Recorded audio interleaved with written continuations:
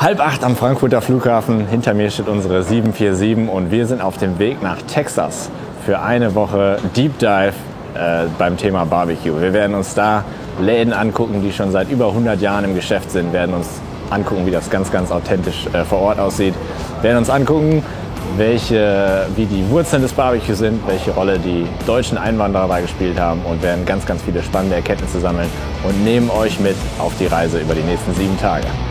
8:45, wir sind jetzt kurz vorm Borden. Wir fliegen heute nach Houston von Frankfurt aus mit der Lufthansa. Wir haben da einen Mietwagen gebucht und dann ist das 2-3 Stunden Fahrt.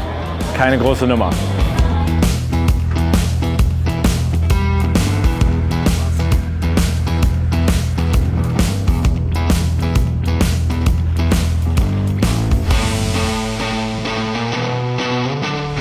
Also wir sind jetzt endlich raus aus dem Flughafen, war noch ein bisschen Strecke bis zum Parkplatz mit dem Shuttle. Ich hätte immer noch ein Bild von den Miles machen sollen und vom Tank.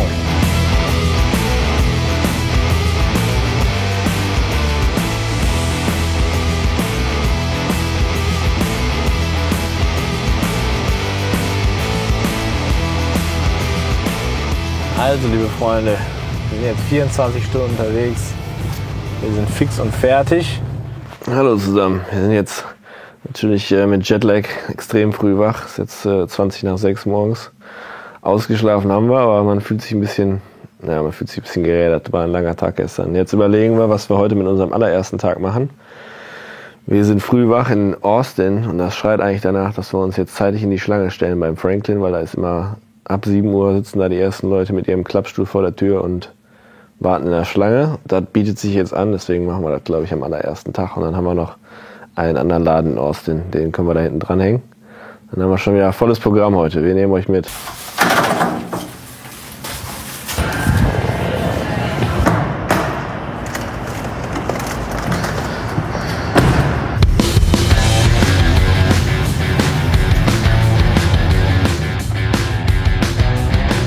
So, wir sind jetzt im Auto auf dem Weg zu unserem allerersten Laden und das ist eigentlich auch schon ein ziemliches Highlight. Das ist Franklin Barbecue, hier direkt in Austin.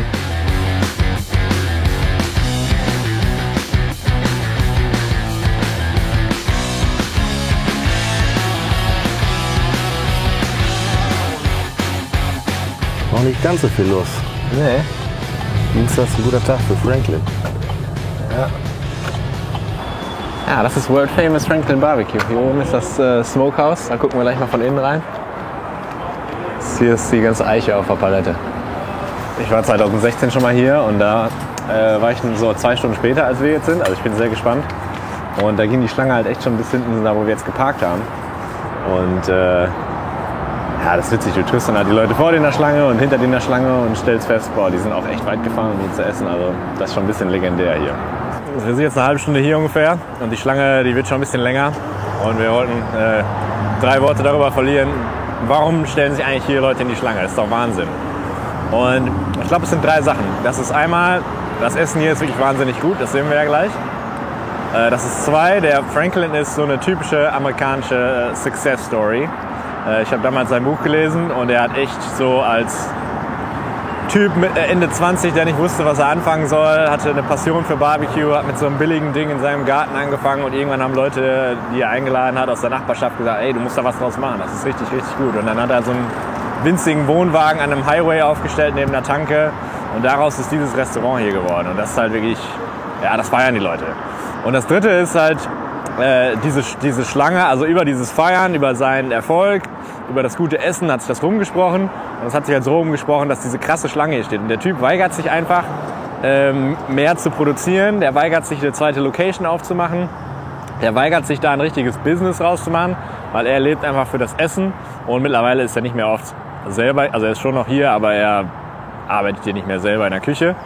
Aber ja, der weigert sich, das halt so richtig zu kommerzialisieren und da eine Kette rauszumachen.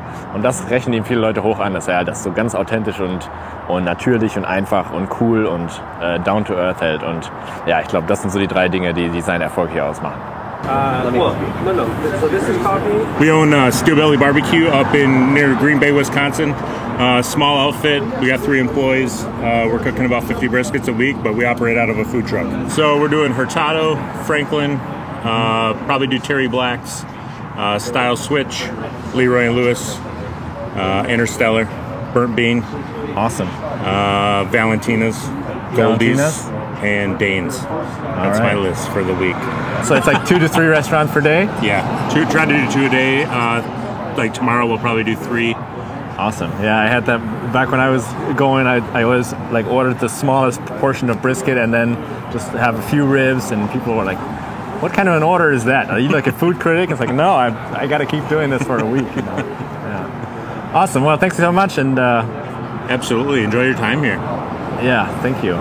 We got a few hours to go until we can dig in here. Yeah, you bet. Sorry. Ja, also wie in so einem Tempel werden wir jetzt hier als die ersten Anbieter in der Schlange, werden wir schon mal reingelassen in den Laden, um uns einmal hier umzugucken. Und ja, das ist toll, wie einfach das ist. Aber du kennst es halt nur von YouTube und du kennst es von Netflix, und jetzt hier drin zu stehen und zu sehen, super geil. Das wird halt richtig voll sein hier.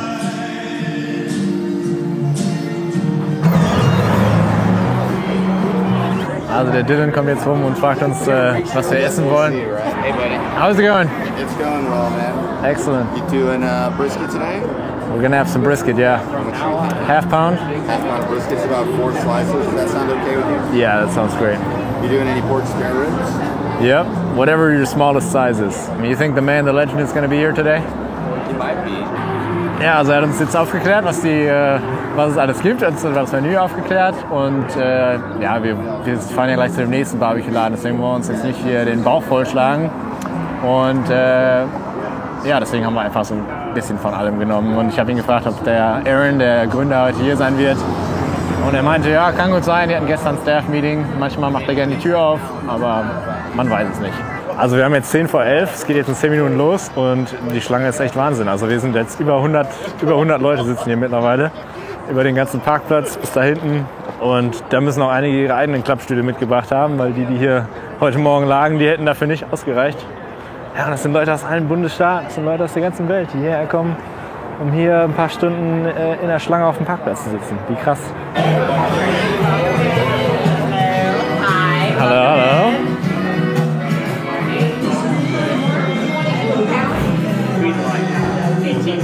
So, jetzt sind wir kurz davor.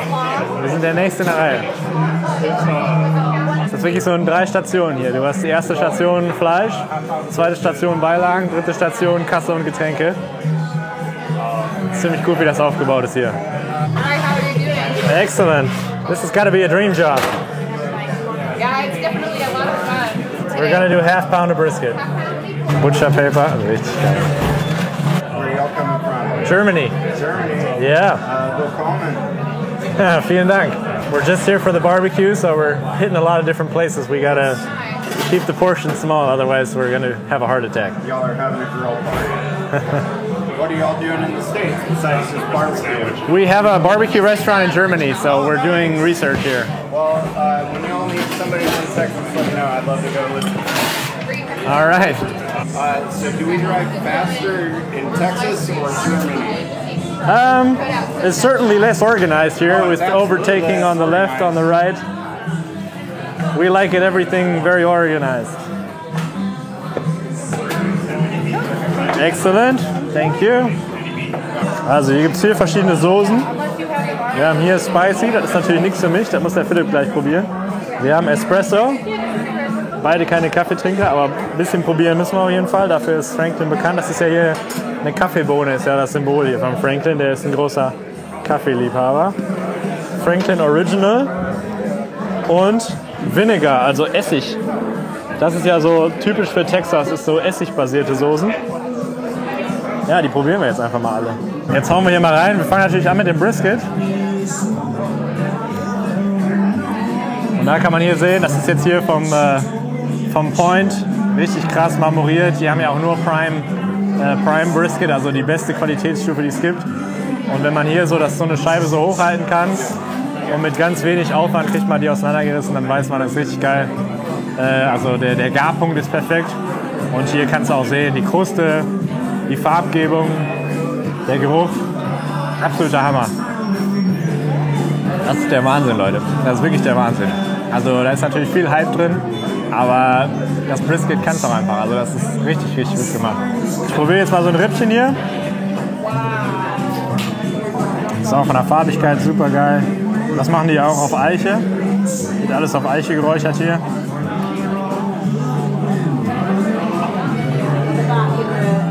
Auch richtig gut, diese Schweinefleischnote. Richtig, richtig angenehm. Aber auch richtig präsent. Super geil. Ja, jetzt haben wir hier den Truthahn. Das ist so eine ganz elegante Scheibe. Hast auch hier draußen so ein bisschen Kruste, ein bisschen Pfeffer, ein bisschen Salz.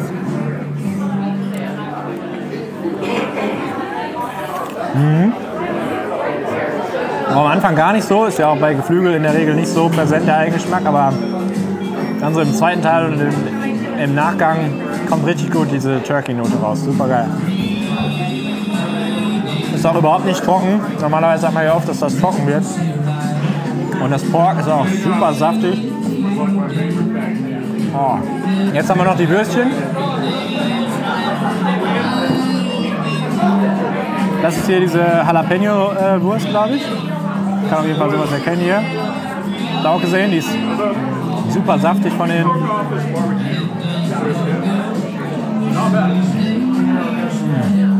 Oh. Oh, Hammer. Also das haben wir ja auch schon mal gemacht mit so einer Jalapeno Sausage. Das ist richtig geil. Hammer. Wir sind zwar erst beim ersten Restaurant, aber 10 von 10. Das ist echt alles richtig, richtig gut hier.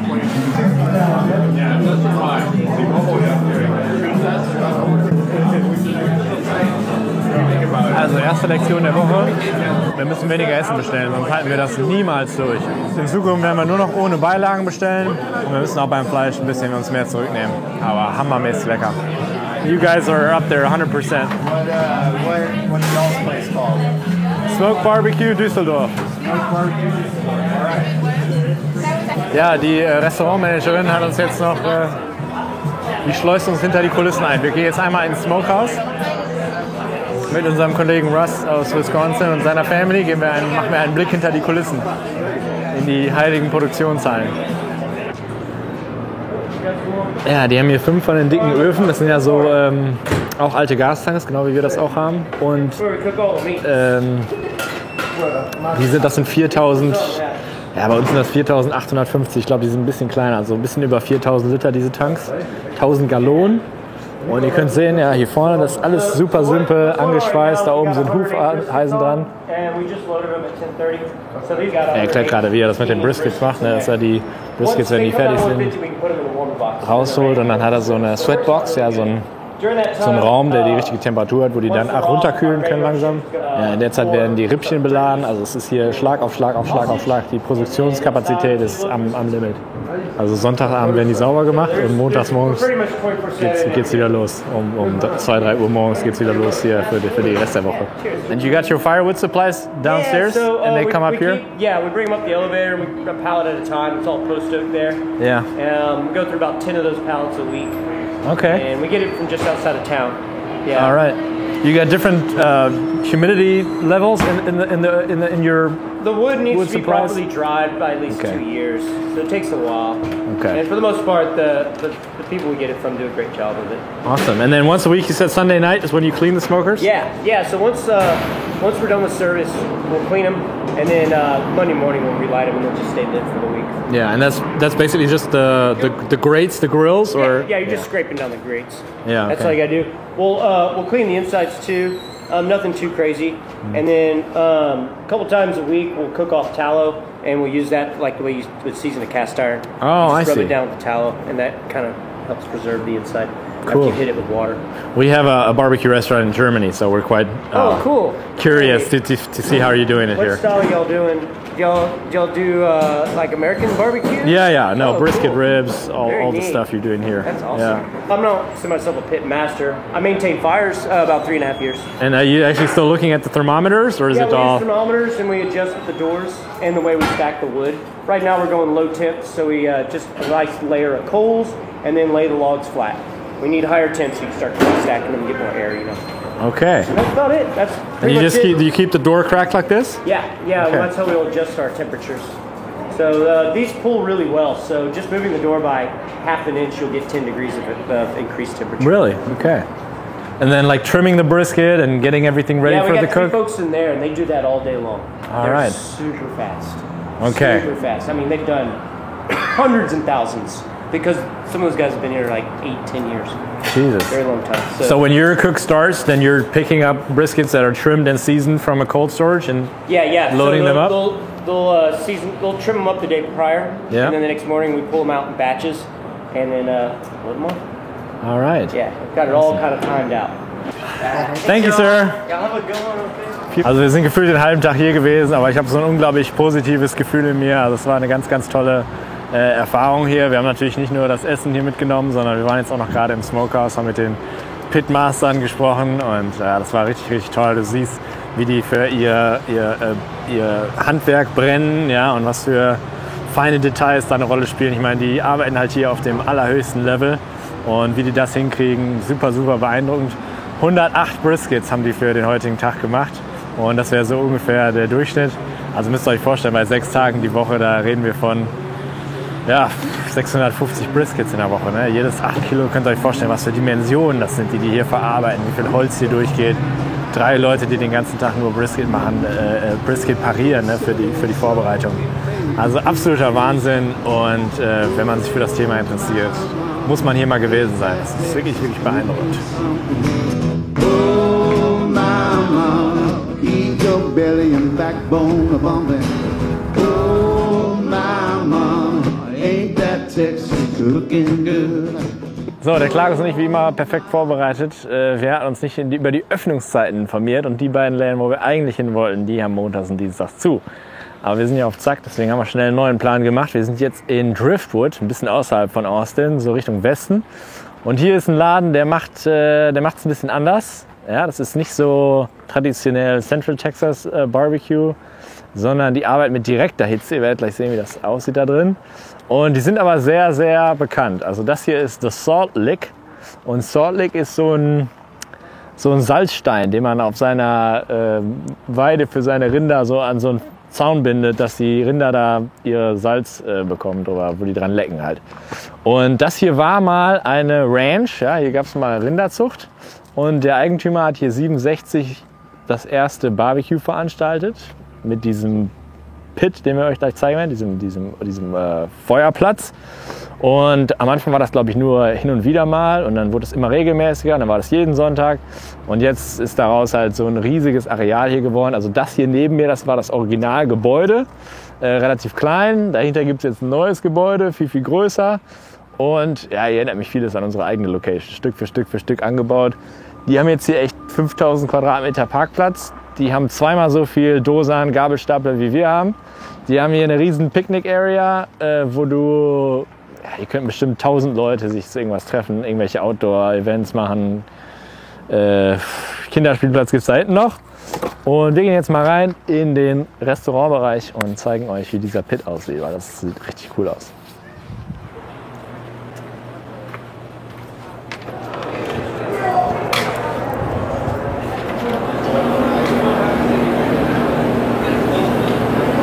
Ja, krass. Also ihr seht, hier unten hat er auch seine Eiche am Brennen. Sieht auch aus, als wäre das hauptsächlich in dem vorderen Teil hier. Und darüber aber direkt den Abzug. Also der arbeitet schon zum Teil mit dem Rauch, zum Teil aber auch mit der direkten Hitzeabstrahlung. Und ja, super einfacher Pit, ne? Richtig geil gemacht aus Stein. Ich sehe hier Pork Ribs, ich sehe hier Brisket, der hat auf jeden Fall Würstchen da. Das hinten links ist Chicken. ¿Qué piensas que es lo que hace el Salt Lick especial? Lo especial, yo pienso que la cocinada con pura leña, que es el que le da el sabor a la comida, ¿sí? Y que cocinamos todo a fuego lento, por lo regular ahí atrás. El brisket se cocina despacio. Yeah. Sí. Entonces, ¿eso solo es para mantener la temperatura o? Para mantener todo caliente aquí y para el show. Ah, para el show, ok. Sí. ¿Y cómo se cocina en el parte de atrás? Son hornos de leña. Son hornos de leña, son 4 hornos lo que tenemos allá. Yeah. El brisket lo cocinamos toda la noche, Yeah. por 16 horas, y luego lo sacamos, lo enfriamos y y lo cocinamos por 4 horas más después. Para darle ¿Y se cocina con temperatura indirecta o se cocina así de manera directa? indirecto. Indirecta, Sí. ok. Casi se está con el smoke solamente. Ya. Sí, ahí por Ok. ¿Y 22 años usted acá? 22 años aquí. Leímos en internet que está de los años 60 más o menos. 67. 67. Y empezaron con el edificio Estamos de aquel ahí lado. chico. En sí yo tengo casi más de 30 años con ellos, pero un tiempo no trabajé. Ok. Luego regresé otra vez, yo tengo 22 años Wow. corridos. Muy bien. Y acá es una área gigante, ¿no? ¿Están haciendo eventos, todo eso? ¿O? Sí, ahorita es tiempo de ahora por la pandemia para acá dejaron de hacer eventos. Ya, ok. Todavía no, pero sí hacen eventos. Muchísimas gracias Ándale, por pues. su tiempo.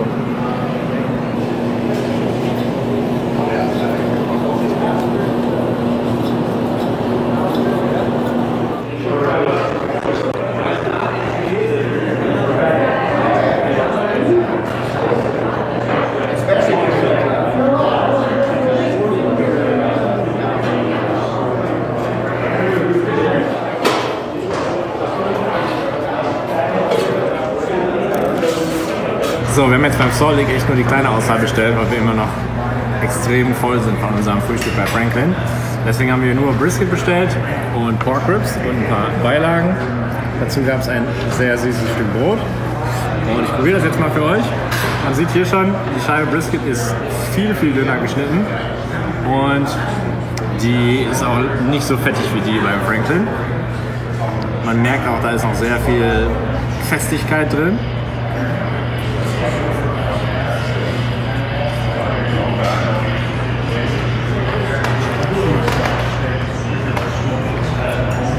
Also es ist halt lange nicht diese Geschmacksexplosion, die du beim Franklin hattest. Ne? Diese reiche Textur, diese Schwere auch durch diese heftige Fettigkeit.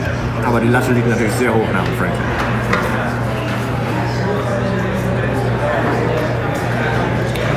Bei den Rippchen, da verhält sich ähnlich. Auch hier ist der Knochen noch relativ fest gebunden. Ja, auch insgesamt noch fester als die beim Franklin. Die fielen jetzt schon mit ein bisschen weniger Zug ab.